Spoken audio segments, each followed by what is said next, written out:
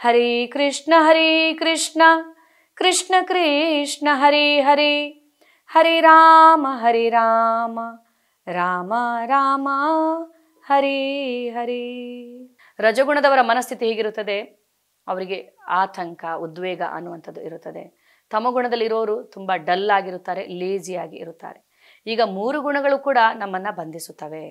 ಸತ್ವಗುಣದಲ್ಲಿ ಇರುವವರು ಅವರು ತುಂಬ ಒಂದು ಸಂತೃಪ್ತಿಯನ್ನು ಅವರು ಹೊಂದಿರುತ್ತಾರೆ ಜೀವನದಲ್ಲಿ ಅಂತ ಅವ್ರು ತಿಳ್ಕೊಂಡಿರ್ತಾರೆ. ಆದ್ದರಿಂದ ಆತ್ಮ ಸಾಕ್ಷಾತ್ಕಾರ ಮಾಡಿಕೊಳ್ಳೋದರ ಅವಶ್ಯಕತೆ ಇಲ್ಲ. ತನ್ನ ಹೃದಯದಲ್ಲಿರುವ ಪರಮಾತ್ಮನ ಧ್ವನಿ ಅವರಿಗೆ ಕೇಳುವುದೇ ಇಲ್ಲ. ಸುಖ ಸಂತೋಷದಿಂದ ಇದ್ದೇವೆ, ನಮಗೆ ಇನ್ನೇನು ಬೇಕು ಅಂತ ಅವರು ತಿಳ್ಕೊಂಡಿರ್ತಾರೆ. ಸತ್ವಗುಣದಲ್ಲಿ ಇರುವವರನ್ನ ಭಕ್ತಿ ಮಾರ್ಗದೆಡೆಗೆ ಕರ್ಕೊಂಡು ಬರೋದು ತುಂಬ ಕಷ್ಟ. ಯಾಕೆಂದರೆ ತಾವು ನಂಬ್ಕೊಂಡು ಬಂದಿದ್ದನ್ನೇ ಅವರು ಸರಿ ಅಂತ ಅವರು ಒಪ್ಕೊಳ್ತಾರೆ. ಶಾಸ್ತ್ರದಲ್ಲಿ ಏನಿದೆ ಅಂತ ಓದೋದಕ್ಕೆ ಅವರು ಹೋಗೋದಿಲ್ಲ. ಎಲ್ಲವೂ ನಮಗೆ ಜೀವನದಲ್ಲಿ ಬೇಕಾಗಿರೋದು ಇದೆಯಲ್ಲ, ಮತ್ತೆ ಯಾಕೆ ಶಾಸ್ತ್ರವನ್ನು ಓದಬೇಕು ಅಂತ ಅವರು ತಿಳ್ಕೊಂಡಿರ್ತಾರೆ. ಆದರೆ ಅವರು ಏನು ಪರ್ಫೆಕ್ಟ್ ಅಂತ ಅಂದ್ಕೊಂಡಿದ್ದಾರೋ ಅದು ಯಾವ ಕ್ಷಣದಲ್ಲಾದರೂ ಅದು ನಾಶವಾಗ್ಬೋದು, ಅದು ಹೋಗ್ಬೋದು ಅನ್ನೋದು ಅವರಿಗೆ ಗೊತ್ತಿರೋದಿಲ್ಲ. ಯಾಕೆಂದರೆ ಈ ಜೀವನವೇ ಕ್ಷಣಿಕ, ಯಾರ ಜೀವನದಲ್ಲಿ ಯಾವ ಥರ ಬದಲಾವಣೆ ಕೂಡ ಆಗ್ಬೋದು ಅನ್ನೋದು ಅವರಿಗೆ ಗೊತ್ತಿರೋದಿಲ್ಲ. ಇನ್ನು ರಜಗುಣದಲ್ಲಿ ಇರುವವರು, ಅವರ ಇಚ್ಛೆಗಳೇ ಜೋರಾಗಿ ಮಾತಾಡ್ತಾ ಇರುತ್ತೆ. ಒಂದರ ನಂತರ ಒಂದು ಇಚ್ಛೆ, ತೃಪ್ತಿಪಡಿಸಲಿಕ್ಕೆ ಆಗದಿರುವಂಥ ಇಚ್ಛೆಗಳು, ಎಷ್ಟೇ ಕೊಟ್ಟರು ತೃಪ್ತಿ ಅನ್ನುವಂಥದ್ದು ಇರುವುದಿಲ್ಲ. ಸೊ ಹೀಗೆ ಇಚ್ಛೆಗಳೇ ಜೋರಾಗಿ ಮಾತಾಡ್ತಾ ಇರೋದ್ರಿಂದ ಭಗವಂತನ ಧ್ವನಿಯೇ ಅವರಿಗೆ ಕೇಳುವುದಿಲ್ಲ. ತಮೋಗುಣದಲ್ಲಿರೋರು ತುಂಬ ಜಡತ್ವ ಮತ್ತು ಆಲಸಿಗಳಾಗಿರುತ್ತಾರೆ. ಭಗವಂತನ ಧ್ವನಿ ಕೇಳೋದಕ್ಕೆ ಎಲ್ಲಿ ಸಾಧ್ಯ ಅಂತವರಿಗೆ. ಈಗ ನಾವು ಈ ಜೀವನದಲ್ಲಿ ಮಾಡುವ ಎಲ್ಲ ಕಾರ್ಯಗಳು ಈ ಮೂರು ಗುಣಗಳಿಂದ ಪ್ರಭಾವಿತರಾಗಿ ಮಾಡುತ್ತೇವೆ ಅಂತ ಹೇಳಲಾಗಿದೆ. ಆದ್ದರಿಂದ ಹಲವಾರು ಸಮಸ್ಯೆಗಳಿಗೆ ಪರಿಹಾರವನ್ನು ನಾವು ಕಂಡುಕೊಳ್ಬಹುದು. ಒಂದು ವಿಷಯಕ್ಕೆ ನಾವು ತಕ್ಷಣವೇ ಪ್ರತಿಕ್ರಿಯೆಯನ್ನು ನೀಡದೇ ಇದ್ದಾಗ. ಸೊ ನಾವು ಯಾವ ಗುಣದಿಂದ ಪ್ರಭಾವಿತರಾಗಿದ್ದೇವೆ ಅನ್ನೋದನ್ನು ನಾವು ತಿಳಿದುಕೊಳ್ಬೇಕು. ಈಗ ನನ್ನ ಮನಸ್ಥಿತಿ ಹೇಗಿದೆ, ಸರಿಯಾದ ನಿರ್ಧಾರವನ್ನು ನಾನು ತೆಗೆದುಕೊಳ್ಳುವ ಸ್ಥಿತಿಯಲ್ಲಿ ಇದ್ದೀನಾ ಇಲ್ವೋ? ಸೊ ಹಾಗಿದ್ದಾಗ ನಾನು ಇಮಿಡಿಯೇಟ್ ಆಗಿ ಪ್ರತಿಕ್ರಿಯೆಯನ್ನು ನೀಡಬಾರ್ದು. ಈಗ ಯಾರಾದರೂ ಏನಾದರೂ ನನಗೆ ಹೇಳಿದಾಗ ನಾನು ಯೋಚನೆ ಮಾಡಬೇಕು, ನಿಜವಾಗ್ಲೂ ಅವಳು ಹಾಗಿದ್ದಾಳ, ನಿಜವಾಗ್ಲೂ ನಾನು ಹೀಗಿದ್ದೀನಾ, ಅಥವಾ ಅವಳು ಈಗ ತಮೋಗುಣದಿಂದ ಪ್ರಭಾವಿತಳಾಗಿ ಈ ಥರ ಮಾತಾಡ್ತಾ ಇದ್ದಾಳ, ನನ್ನ ಮನಸ್ಥಿತಿ ಈಗ ಯಾವ ಥರ ಇದೆ, ನಾನೀಗ ಪ್ರತಿಕ್ರಿಯೆಯನ್ನು ನೀಡಿದರೆ ಏನಾಗುತ್ತೆ ಅಂತೇಳಿ. ಯಾಕೆಂದರೆ ಹಲವಾರು ಅಂದರೆ ನಾವಿಲ್ಲಿ ಮಾಡ್ತಾ ಇರುವಂಥ ಎಲ್ಲ ಕೆಲಸಗಳು ಮೂರು ಗುಣಗಳಿಂದ ಪ್ರಭಾವಿತರಾಗುತ್ತೆ ಅಂದಾದಾಗ ನಾವು ಯೋಚನೆ ಮಾಡಬೇಕು, ನಾವೀಗ ಯಾವ ಸ್ಥಿತಿಯಲ್ಲಿ ಇದ್ದೀವಿ ಅನ್ನುವುದನ್ನು. ಸರ್ವದ್ವಾರೇಷು ದೇಹೇಸ್ಮಿನ್ ಪ್ರಕಾಶ ಉಪಜಾಯತೆ, ಜ್ಞಾನಂ ಯದಾ ತದಾ ವಿದ್ಯಾತ್ ವಿವೃದ್ಧಂ ಸತ್ವಮಿತ್ಯುತ. ದೇಹದ ಎಲ್ಲ ದ್ವಾರಗಳನ್ನು ಜ್ಞಾನವು ಬೆಳಗಿದಾಗ ಸತ್ವಗುಣದ ಅಭಿವ್ಯಕ್ತಿಯನ್ನು ಅನುಭವಿಸಬಹುದು. ಸೊ ಸತ್ವಗುಣದಲ್ಲಿ ಇರುವವನು ತನ್ನ ಎಲ್ಲ ಇಂದ್ರಿಯಗಳನ್ನು ಯಾವ ಥರ ಉಪಯೋಗಿಸಿಕೊಳ್ಬೋದು ಅನ್ನೋದನ್ನು ತಿಳಿದುಕೊಂಡಿರುತ್ತಾನೆ. ಸೊ ಕಣ್ಣನ್ನು ಅವನು ಒಂದು ಸುಂದರವಾದಂಥದ್ದು ಅಂದರೆ ಒಂದು ಜ್ಞಾನವನ್ನು ಗಳಿಸೋದಕ್ಕೆ ಅಥವಾ ಭಗವಂತನನ್ನು ನೋಡೋದಕ್ಕೆ ಅವನು ಉಪಯೋಗಿಸಿದರೆ, ತನ್ನ ಕಿವಿಗಳನ್ನು ಕೂಡ ಸರಿಯಾದ ರೀತಿಯ ಒಂದು ಶ್ರವಣವನ್ನು ಮಾಡೋದಕ್ಕೆ, ಹೀಗೆ ಎಲ್ಲ ದ್ವಾರಗಳು ಪ್ರಕಾಶಮನವಾಗಿರು ಅಂದರೆ ಅದು ಒಂದು ಬೆಳಗಿದಾಗ ಅಂತ, ಜ್ಞಾನವು ಬೆಳಗುತ್ತೆ ಅಂತ ಹೇಳಲಾಗುತ್ತೆ ಸತ್ವಗುಣದಲ್ಲಿ ಇರುವವನಿಗೆ. ಭರತ ವಂಶಜನಲ್ಲಿ ಮುಖ್ಯರಾದ ಅರ್ಜುನನೇ, ರಜಗುಣವು ಹೆಚ್ಚಿದಾಗ ಅತಿಮೋಹ, ಫಲಾಪೇಕ್ಷೆ ಇರುವ ಕರ್ಮ, ಅಧಿಕ ಶ್ರಮ, ತಡೆಯಲಾಗದ ಬಯಕೆ, ಹಂಬಲ ಈ ಲಕ್ಷಣಗಳು ಇರುತ್ತವೆ. ಸೊ ರಜಗುಣದಲ್ಲಿ ಇರುವವನಿಗೆ ತೃಪ್ತಿ ಅನ್ನುವಂಥದ್ದೇ ಇರುವುದಿಲ್ಲ. ಅತಿ ಮೋಹ, ಫಲಾಪೇಕ್ಷೆ ಇರುವ ಕರ್ಮ, ಸೊ ಶ್ರಮ, ಅಧಿಕವಾದ ಶ್ರಮವನ್ನು ಅವನು ಪಡ್ತಾ ಇರ್ತಾನೆ. ತಾನು ಎಂಜಾಯ್ ಮಾಡಬೇಕು ಅನ್ನುವಂಥ ಕಾರಣದಿಂದ ಅವನು ಸಿಕ್ಕಾಪಟ್ಟೆ ಶ್ರಮ ಪಡುವಂಥದ್ದು, ಇದೆಲ್ಲ ರಜಗುಣದ ಲಕ್ಷಣ. ಕುರು ವಂಶಜನಾದ ಅರ್ಜುನನೇ, ತಮೋಗುಣವು ವೃದ್ಧಿಯಾದಾಗ ಕತ್ತಲು, ಜಡತ್ವ, ಹುಚ್ಚು ಮತ್ತು ಭ್ರಾಂತಿಗಳು ಕಾಣಿಸಿಕೊಳ್ಳುತ್ತವೆ. ಇದು ತಮೋಗುಣದ ಲಕ್ಷಣ. ಯದಾ ಸತ್ವೇ ಪ್ರವೃದ್ಧೇತು ಪ್ರಲಯಂ ಯಾತಿ ದೇಹಭೃತ್ ತದೋತ್ತಮಾವಿದಾಂ ಲೋಕಾನ್ ಅಮಲಾನ್ ಪ್ರತಿಪದ್ಯತೆ. ಸತ್ವಗುಣದಲ್ಲಿ ಮನುಷ್ಯನು ಸತ್ತರೆ ಅವನು ಮಹರ್ಷಿಗಳ ಪರಿಶುದ್ಧವಾದ ಉನ್ನತ ಲೋಕಗಳನ್ನು ತಲುಪುತ್ತಾನೆ. ಸೊ ಈಗ ನಮ್ಮ ಸಾವಿನ ಮೇಲೆ ಕೂಡ ಈ ಮೂರು ಗುಣಗಳು ಪ್ರಭಾವವನ್ನು ಬೀರುತ್ತವೆ. ಸತ್ವಗುಣದಲ್ಲಿ ಸತ್ತರೆ ಮೇಲಿನ ಲೋಕಗಳಿಗೆ ನಾವು ಹೋಗಬಹುದು ಅಂತ. ರಜಸಿ ಪ್ರಲಯಂ ಗತ್ವಾ ಕರ್ಮ ಸಂಗೀಷು ಜಾಯತೆ ತಥಾ ಪ್ರಲೀನಾಸ್ತಮಸಿ ಮೂಢ ಯೋನಿಷು ಜಾಯತೆ. ರಜಗುಣದಲ್ಲಿ ಮರಣ ಹೊಂದುವ ಮನುಷ್ಯನು ಫಲಾಪೇಕ್ಷೆ ಇರುವ ಕರ್ಮಗಳಲ್ಲಿ ತೊಡಗಿರುವವರ ಮಧ್ಯೆ ಹುಟ್ಟುತ್ತಾನೆ. ತಮೋಗುಣದಲ್ಲಿ ಮನುಷ್ಯನು ಸತ್ತರೆ ಪ್ರಾಣಿ ವರ್ಗದಲ್ಲಿ ಹುಟ್ಟುತ್ತಾನೆ. ಸೊ ರಜಗುಣದಲ್ಲಿ ಸತ್ತರೆ ಮತ್ತೆ ಅವನು ಈ ಭೂಮಿಯ ಮೇಲೆ ಬರಬೇಕಾಗುತ್ತೆ. ತಮೋಗುಣದಲ್ಲಿ ಸತ್ತರೆ ಅವನು ಪ್ರಾಣಿ ವರ್ಗದಲ್ಲಿ ಪ್ರಾಣಿಯಾಗಿ ಕೂಡ ಹುಟ್ಟಬಹುದು. ಸೊ ಕೆಲವರು ಹೇಳ್ತಾರೆ ಒಂದು ಬಾರಿ ಮಾನವ ಜನ್ಮ ಸಿಕ್ಕಿದ ಮೇಲೆ ಮಾನವ ಜನ್ಮವೇ ಸಿಗುತ್ತೆ ಮತ್ತೆ ಅಂತೇಳಿ. ಆದರೆ ಭಗವದ್ಗೀತೆ ಇದನ್ನ ಹೇಳುವುದಿಲ್ಲ.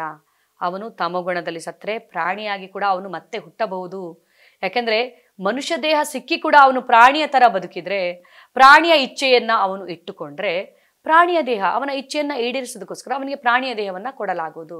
ಸೊ ಈಗ ನಮ್ಮ ಮುಂದಿನ ಜನ್ಮ ಯಾವ ತರ ಇರುತ್ತದೆ? ನಮ್ಮ ಇಚ್ಛೆ ಮತ್ತು ನಮ್ಮ ಕರ್ಮಗಳ ಅನುಸಾರವಾಗಿ.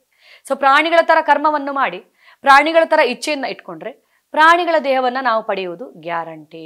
ಕರ್ಮಣಃ ಸುಕೃತ ಸ್ಯಾಹು ಸಾತ್ವಿಕಂ ನಿರ್ಮಲಂ ಫಲಂ ರಜಸ್ಸಸ್ತು ಫಲಂ ದುಃಖಂ ಅಜ್ಞಾನಂ ತಮಸಾ ಫಲಂ. ಸುಕೃತದ ಫಲ ಪರಿಶುದ್ಧವಾದದ್ದು, ಅದು ಸಾತ್ವಿಕ ಎಂದು ಹೇಳುತ್ತಾರೆ. ಆದರೆ ರಜೋಗುಣದಲ್ಲಿ ಮಾಡಿದ ಕೆಲಸದಿಂದ ದುಃಖವು ಬರುತ್ತದೆ, ತಮೋಗುಣದಲ್ಲಿ ಮಾಡಿದ ಕೆಲಸದಿಂದ ಅಜ್ಞಾನವು ಬರುತ್ತದೆ. ಸತ್ವ ಸಂಜಾಯತೆ ಜ್ಞಾನಂ ರಜಸೋ ಲೋಭ ಏವ ಚ ಪ್ರಮಾದ ಮೋಹೌ ತಮಸೋ ಭವತೋ ಜ್ಞಾನಮೇವ ಚ. ಸತ್ವಗುಣದಿಂದ ನಿಜವಾದ ಜ್ಞಾನವು ಬೆಳೆಯುತ್ತದೆ, ರಜೋಗುಣದಿಂದ ಲೋಭವು ಬೆಳೆಯುತ್ತದೆ, ತಮೋಗುಣದಿಂದ ಅಜ್ಞಾನ, ಬಹುಮೂರ್ಖತನ, ಹುಚ್ಚು ಮತ್ತು ಭ್ರಾಂತಿಗಳು ಬೆಳೆಯುತ್ತವೆ. ಸೊ ಸತ್ವದಿಂದ ಜ್ಞಾನ ಬೆಳೆದರೆ ರಜೋಗುಣದಿಂದ ಲೋಭ ಬೆಳೆಯುತ್ತದೆ, ತಮೋಗುಣದಿಂದ ಅಜ್ಞಾನ, ಮೂರ್ಖತನ ಬೆಳೆಯುತ್ತದೆ. ಈಗ ನಮ್ಮನ್ನು ನಾವು ತಮೋಗುಣದಿಂದ ರಜೋಗುಣಕ್ಕೆ, ರಜಗುಣದಿಂದ ಸತ್ವಗುಣಕ್ಕೆ ನಾವು ಏರಿಸಿಕೊಳ್ಬಹುದು. ನಮ್ಮ ಎಲಿವೇಟನ್ನು ನಾವು ಮಾಡ್ಕೊಳ್ಬಹುದು. ನಾವು ಒಳ್ಳೆಯ ವಿಷಯಗಳನ್ನು ನಮ್ಮ ಜೀವನದಲ್ಲಿ ಕಲ್ಟಿವೇಟ್ ಮಾಡಿಕೊಳ್ಳೋದರ ಮೂಲಕ. ಊರ್ಧ್ವಂ ಗಚ್ಚಂತಿ ಸತ್ವಸ್ಥ ಮಧ್ಯೆ ತಿಷ್ಟಂತಿ ರಾಜಸಾಹ ಜಘನ್ಯ ಗುಣವೃತ್ತಿಸ್ಥ ಅಧೋ ಗಚ್ಚಂತಿ ತಾಮಸಾಹ. ಸತ್ವಗುಣದಲ್ಲಿ ಇರುವವರು ಕ್ರಮೇಣ ಊರ್ಧ್ವ ಲೋಕಗಳಿಗೆ ಏರಿ ಹೋಗುವರು, ರಜೋಗುಣದಲ್ಲಿ ಇರುವವರು ಭೂಲೋಕದಲ್ಲಿ ವಾಸ ಮಾಡುವರು, ಅಸಹ್ಯಕರವಾದ ತಾಮಸ ಗುಣದಲ್ಲಿ ಇರುವವರು ನರಕ ಲೋಕಗಳಿಗೆ ಇಳಿಯುವರು. ಸೊ ಈಗ ಸತ್ವಗುಣದಲ್ಲಿ ಇರುವವರು ಏನ್ ಮಾಡ್ತಾರೆ? ಮುಂದಿನ ಜನ್ಮ ಅವ್ರದ್ದು ಮೇಲಿನ ಲೋಕಗಳಿಗೆ ಕೂಡ ಅವ್ರು ಹೋಗ್ಬೋದು ಸತ್ವಗುಣದಲ್ಲಿ ಸತ್ತರೆ. ರಜೋಗುಣದಲ್ಲಿ ವಾಸ ಮಾಡುವರು ಭೂಲೋಕದಲ್ಲೇ ಬರ್ತಾರೆ. ಯಾಕೆಂದ್ರೆ ಅವರಿಗೆ ಇಚ್ಛೆಗಳಿರುತ್ತವಲ್ಲ, ಒಂದರ ನಂತರ ಒಂದು ಇಚ್ಛೆಗಳು, ಅದನ್ನ ಈಡೇರಿಸೋದಕ್ಕೋಸ್ಕರ ಅವರು ಇಲ್ಲಿಗೆ ಬರುತ್ತಾರೆ. ಕರ್ಮ ಬಂಧನಕ್ಕೆ ಅವರು ಸಿಲುಕಿರುತ್ತಾರೆ. ಆ ಕರ್ಮ ಬಂಧನದ ಪ್ರಕಾರ ಅವರು ಇಲ್ಲಿಗೆ ಬರುತ್ತಾರೆ. ತಾಮಸ ಗುಣದಲ್ಲಿ ಇರುವವರು ಒಂದ ಪ್ರಾಣಿ ವರ್ಗದಲ್ಲಿ ಹುಟ್ಟುತ್ತಾರೆ, ಇಲ್ಲದಿದ್ದರೆ ನರಕ ಲೋಕಗಳಿಗೆ ಕೂಡ ಅವರು ಇಳಿಯುವರು. ಸೊ ಈಗ ಇಲ್ಲಿ ನಾವು ಕಾಣ್ತಾ ಇರುವಂಥದ್ದು ಇದು ಐಹಿಕ ಜಗತ್ತು, ಭೌತಿಕ ಜಗತ್ತಿನ ಒಂದು 14 ಲೋಕಗಳು. ಸೊ ನಾವೀಗ ಭೂಲೋಕದಲ್ಲಿ ಇದ್ದೇವೆ. ಭೂಲೋಕ, ಭೂವರ್ಲೋಕ, ಸ್ವರ್ಗಲೋಕ, ಮಹಾಲೋಕ, ಜನಲೋಕ, ತಪಲೋಕ, ಸತ್ಯಲೋಕ ಮೇಲಿನ ಲೋಕಗಳು. ಭೂಲೋಕ ಮಧ್ಯದ ಲೋಕ. ಕೆಳಗಿನ ಲೋಕ ಯಾವುದು? ಅತಳ, ವಿತಳ, ಸುತಳ, ತಳಾತಳ, ಮಹಾತಳ, ರಸಾತಳ, ಪಾತಾಳ. ನರಕಲೋಕ ಪಾತಾಳಗಿಂತ ಕೆಳಗಡೆ ಇದೆ ಅಂತ ಹೇಳಲಾಗುತ್ತದೆ. ಸೊ ಹೀಗೆ 14 ಲೋಕಗಳು ಐಹಿಕ ಪ್ರಕೃತಿದು. ಇದು ಭೌತಿಕ ಲೋಕ ಮಾತ್ರ. ಇದಕ್ಕಿಂತ ಮೇಲೆ ಆಧ್ಯಾತ್ಮಿಕ ಲೋಕವಿದೆ. ಭೌತಿಕ ಲೋಕದ ಇನ್ಚಾರ್ಜ್ ಯಾರು? ದುರ್ಗಾ ಮತ್ತು ಶಿವ. ಸೊ ಶಿವ ಪಾರ್ವತಿಯರು ಭೌತಿಕ ಲೋಕದ incharge. So material father and mother ನಮ್ಮ material parents. So global parents ನಮ್ಮದು ಯಾರು? ಲಕ್ಷ್ಮೀನಾರಾಯಣ ಅಥವಾ ರಾಧಾಕೃಷ್ಣ ಅಂತ ಹೇಳ್ಬೋದು. ಹಾಗೆ ಆಧ್ಯಾತ್ಮಿಕ ಲೋಕದ್ದು ಅದು, ಇವರು ಭೌತಿಕ ಲೋಕದ್ದು. ಹಾಗೆ ಸೊ ಹೀಗೆ ಆಧ್ಯಾತ್ಮಿಕ ಲೋಕದ ಈಗ ಈ 14 ಲೋಕಗಳಲ್ಲಿ ಕೂಡ ಈ 3 ಗುಣಗಳಿಂದ ಬಿಡುಗಡೆ ಹೊಂದಿರುವಂಥ ಜೀವಿ ಯಾರೂ ಇಲ್ಲ. ಯಾಕೆಂದ್ರೆ ಭೌತಿಕ ಪ್ರಕೃತಿಯ ಗುಣಲಕ್ಷಣವೇ ಅದು 3 ಗುಣಗಳಿಂದ ಕೂಡಿರುವಂಥದ್ದು. ನಾಣ್ಯಂ ಗುಣೇಭ್ಯ ಕರ್ತಾರಂ ಯದಾ ದ್ರಷ್ಟಾನುಪಶ್ಯತಿ ಗುಣೇಭ್ಯಶ್ಚ ಪರಂ ವೇತ್ತಿ ಮದ್ಭಾವಂ ಸೋಧಿ ಗಚ್ಚತಿ. ಎಲ್ಲ ಚಟುವಟಿಕೆಗಳಲ್ಲಿ ಈ ಗುಣಗಳಲ್ಲದೆ ಬೇರೆ ಕರ್ತೃವಿಲ್ಲ ಎನ್ನುವುದನ್ನು ಮನುಷ್ಯನು ಸರಿಯಾಗಿ ಅರ್ಥ ಮಾಡಿಕೊಂಡು ಈ ಎಲ್ಲ ಗುಣಗಳಿಗೆ ಅತೀತನಾದ ಪರಮ ಪ್ರಭುವನ್ನು ಅರಿತಾಗ ಆಧ್ಯಾತ್ಮಿಕ ಭಾವವನ್ನು ಪಡೆಯುತ್ತಾನೆ. ಸೊ ಈಗ ಏನು ತಿಳಿದುಕೊಳ್ಬೇಕು? ಈಗ ಎಲ್ಲ ಚಟುವಟಿಕೆಗಳಲ್ಲಿ ಈ ಗುಣಗಳೇ ಕಾರ್ಯನಿರ್ವಹಿಸ್ತಾ ಇದೆ. ಈ ಗುಣಗಳಿಂದ ನಾವು ಬಂದಿಯಾಗಿದ್ದೇವೆ. ಸೊ ಈ ಗುಣಗಳೇ ಕರ್ತೃ ಅನ್ನೋದನ್ನ ನಾವು ತಿಳಿದುಕೊಳ್ಬೇಕು, ಅರ್ಥ ಮಾಡ್ಕೊಳ್ಬೇಕು. ನಾವು ಯಾವುದೇ ಕೆಲಸವನ್ನ ಮಾಡಬೇಕಾದ್ರೆ ಕೂಡ ಈಗ ನಾವು ಇಚ್ಛೆಯನ್ನ ಪಡುತ್ತೇವೆ ಒಂದು ಕೆಲಸವನ್ನ ಮಾಡಬೇಕು ಅಂತೇಳಿ. ನಮ್ಮ ಇಚ್ಛೆಗೆ ಅನುಗುಣವಾಗಿ ಭೌತಿಕ ಪ್ರಕೃತಿ ನಮಗೆ ಸೌಲಭ್ಯವನ್ನು ಒದಗಿಸುತ್ತದೆ. ಕೊನೆಗೆ ಭಗವಂತ ಅದನ್ನು ಸ್ಯಾಂಕ್ಷನ್ ಮಾಡ್ತಾರೆ. ಸೊ ಆದ್ದರಿಂದ ನಾವಲ್ಲ ಇಲ್ಲಿ ಕಾರ್ಯವನ್ನು ಮಾಡುವಂಥದ್ದು, ಈ 3 ಗುಣಗಳಿಂದ ಪ್ರಭಾವಿತರಾಗಿದ್ದೇವೆ ನಾವು ಅನ್ನೋದನ್ನು ನಾವು ತಿಳಿದುಕೊಳ್ಬೇಕು. ಅದಾದಮೇಲೆ ಈ ಗುಣಗಳಿಗೆ ಅತೀತನಾದ ಪರಮಪ್ರಭುವನ್ನು ಅರಿತಾಗ ಆಧ್ಯಾತ್ಮಿಕ ಭಾವವನ್ನು ಪಡೆಯುತ್ತೇವೆ. ಭಗವಂತ ಗುಣಾಧೀಶ. ಈ 3 ಗುಣಗಳನ್ನು ಸೃಷ್ಟಿಸಿದವರು ಅವರು ಗುಣಾಧೀಶರು. ಈ 3 ಗುಣಗಳನ್ನು ಮೀರಿದವರು ಗುಣಾತೀತರಾಗುತ್ತಾರೆ. ಮನುಷ್ಯರು ಈ 3 ಗುಣಗಳನ್ನು ಮೀರಬಹುದು ಭಕ್ತಿಯಲ್ಲಿ ತೊಡಗಿಕೊಳ್ಳೋದ್ರಿಂದ. ಇನ್ನು ಈ ಐಹಿಕ ಪ್ರಪಂಚದಲ್ಲಿ ಇರುವವರೆಲ್ಲ ಗುಣಾಧೀನರು, ಈ 3 ಗುಣಗಳ ಅಧೀನಕ್ಕೆ ಒಳಪಟ್ಟಿರುತ್ತಾರೆ ಅಂತ. ಸೊ ಈಗ ಸಾವು ಅನ್ನುವಂಥದ್ದು ಅದು ನಮ್ಮ ಕಷ್ಟಗಳ ಕೊನೆ ಅಲ್ಲ, ದುಃಖಗಳ ಕೊನೆ ಅಲ್ಲ. ಸೊ ಕೆಲವರು ಏನು ತಿಳ್ಕೊಂಡಿರ್ತಾರೆ, ಸೊ ಸಾವಿನ ಮೂಲಕ ನಮ್ಮ ಎಲ್ಲ ದುಃಖಗಳು ಕೊನೆಗೊಳ್ಳುತ್ತವೆ ಅಂತೇಳಿ. ಆದರೆ ಅದು ನಮ್ಮ ಮುಂದಿನ ಪ್ರಯಾಣ ಅಷ್ಟೇ, ಮುಂದಿನ ದೇಹವನ್ನು ಪಡೆಯೋದಕ್ಕೆ ಅಂದರೆ ದೇಹವನ್ನು ಚೇಂಜ್ ಮಾಡುವಂಥ ಒಂದು ಪ್ರಯಾಣ ಅಷ್ಟೆ. ಹೇಗಂದರೆ ಈಗ ನಾವೆಲ್ಲಾದರೂ ಹೋಗುವಾಗ ಕನೆಕ್ಟಿಂಗ್ ಫ್ಲೈಟ್ ಅಂತ ಇರುತ್ತೆ. ನಾವು ಅದನ್ನ ಅಂದರೆ ಫ್ಲೈಟ್ ಹಿಡಿದು ಮತ್ತೆ ಇನ್ನೊಂದು ಫ್ಲೈಟನ್ನು ನಾವು ಹಿಡಿಬೇಕು ಟ್ರಾನ್ಸಿಟಲ್ಲಿ. ಸೊ ಇದೊಂದು ಟ್ರಾನ್ಸಿಟ್ ಇದ್ದಾಗೆ. ಸರಿಯಾದ ಫ್ಲೈಟನ್ನು ನಾವು ಹಿಡಿದ್ರೆ ಮರಳಿ ನಮ್ಮ ನಿಜವಾದ ಲೋಕ ಯಾವುದು, ಆಧ್ಯಾತ್ಮಿಕ ಲೋಕಕ್ಕೆ ನಾವು ಹೋಗ್ಬೋದು. ಇಲ್ಲದಿದ್ದರೆ ಮತ್ತೆ ಮತ್ತೆ ನಾವು ಇಲ್ಲಿ ಬರಬೇಕಾಗತ್ತೆ. ಆದ್ದರಿಂದ ಸೊ ನಾವು ಸಾವಿನಲ್ಲಿ ಈ ದೇಹವನ್ನು ಮಾತ್ರ ಬದಲಾಯಿಸುತ್ತೇವೆ ಅನ್ನೋದನ್ನು ನಾವು ತಿಳಿದುಕೊಳ್ಬೇಕು. ಶುದ್ಧ ಸತ್ವ ಗುಣದಲ್ಲಿದ್ದರೆ ನಾವು ಆಧ್ಯಾತ್ಮಿಕ ಲೋಕವನ್ನು ತಲುಪಬಹುದು. ಗುಣಾನೇತಾನತೀತ್ಯತ್ರಿನ್ ದೇಹಿ ದೇಹ ಸಮುದ್ಭವಾನ್ ಜನ್ಮ ಮೃತ್ಯು ಜರಾ ದುಃಖೇರ್ ವಿಮುಕ್ತೋ ಅಮೃತಮಶ್ನುತೆ. ದೇಹಧಾರಿಯಾದ ಜೀವಿಯು ಐಹಿಕ ದೇಹದೊಂದಿಗೆ ಸಹಯೋಗವಿರುವ ಈ 3 ಗುಣಗಳನ್ನು ಮೀರಬಲ್ಲವನಾಗಬೇಕು. ಆಗ ಅವನು ಹುಟ್ಟು, ಸಾವು, ಮುಪ್ಪು ಮತ್ತು ಅವುಗಳ ದುಃಖಗಳಿಂದ ಬಿಡುಗಡೆ ಹೊಂದಿ ಈ ಜನ್ಮದಲ್ಲಿಯೇ ಅಮೃತವನ್ನು ಸವಿಯುತ್ತಾನೆ. ಸೊ ಇಲ್ಲಿ ಭಗವಂತ ಏನು ಹೇಳ್ತಾರೆ, ಈ ಜೀವಿಯು ಈ 3 ಗುಣಗಳನ್ನು ಮೀರಬಲ್ಲವನಾಗಬೇಕು, ಮೀರಿ ಮೇಲಕ್ಕೆ ಹೋಗಬೇಕು.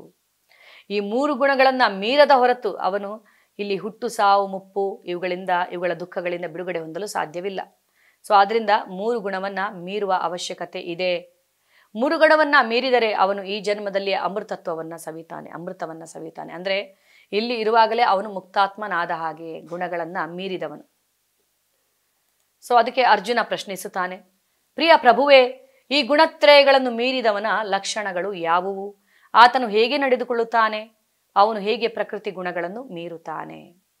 ಈ 3 ಗುಣಗಳನ್ನು ಮೀರಬೇಕು ಅಂತ ನೀವು ಹೇಳಿದ್ರಲ್ವಾ, ಹೇಗೆ ಈ 3 ಗುಣಗಳನ್ನು ಮೀರುವಂಥದ್ದು? ಅವನ ಲಕ್ಷಣಗಳು ಯಾವುವು? ಮತ್ತೆ ಅವನು ಹೇಗೆ 3 ಗುಣಗಳನ್ನು ಮೀರುವುದು ಅಂತ ಅರ್ಜುನ ಇಲ್ಲಿ ಕೇಳ್ತಾನೆ. ಸೊ 3 ಗುಣಗಳನ್ನು ಮೀರಿದವನ ಲಕ್ಷಣವನ್ನ ಇಲ್ಲಿ ಭಗವಂತ ವಿವರಿಸುತ್ತಾರೆ. ದೇವೋತ್ತಮ ಪರಮಪುರುಷನು ಹೀಗೆಂದನು, ಪಾಂಡುವಿನ ಮಗನಾದ ಅರ್ಜುನನೇ, ಈ ಲಕ್ಷಣಗಳಿರುವ ಮನುಷ್ಯನು ಗುಣಗಳನ್ನು ಮೀರಿದವನು ಎಂದು ಹೇಳುತ್ತಾರೆ. ಅವನು ಬೆಳಕು, ಪ್ರವೃತ್ತಿ ಮತ್ತು ಮೋಹಗಳು ಇದ್ದಾಗ ಅವನ್ನು ದ್ವೇಷಿಸುವುದಿಲ್ಲ, ಅವು ಮರೆಯಾದಾಗ ಅವುಗಳನ್ನು ಬಯಸುವುದಿಲ್ಲ. ಅಂದರೆ ಅವನು ಎಲ್ಲ ಸಂದರ್ಭದಲ್ಲೂ ಸಮಚಿತ್ತನಾಗಿ ಇರುತ್ತಾನೆ ಅಂತ.